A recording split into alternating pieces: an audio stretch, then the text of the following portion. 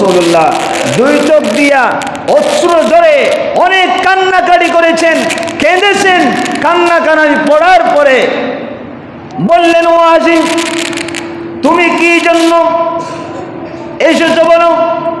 ইয়া রাসূলুল্লাহ, ইয়া হাবিবাল্লাহ, আমি তো বড় অপরাধী, যার কারণে আল্লাহ আমাকে ক্ষমা করবে কি জানি না, কিন্তু আমি জানি আপনি তো রাহমাতুল লিল আলামিন নবী। মেহেরবানি করে দয়া করে আপনার হাতে হাত দিয়া আমি ওয়াহাশি কালিমা পড়তে যে আমাকে কালিমা পড়াইয়ে দেন। এই কথা যখন বললেন, আল্লাহর নবী বললেন, ওয়াজি যখন তুমি, আমি মনে করেছিলাম তুমি আমার সামনে আসিও না, আমি এটা চাই নাই। যখন তুমি চলে এসেছো আমি তোমাকে ক্ষমা করে দিলাম। আর শুধু তাই না, আল্লাহর রহমতের দরজা, ইসলামের দরজা তুমি ওয়াহাশির জন্য আল্লাহ খোলা রেখেছেন। জোরে বলুন সুবহানাল্লাহ।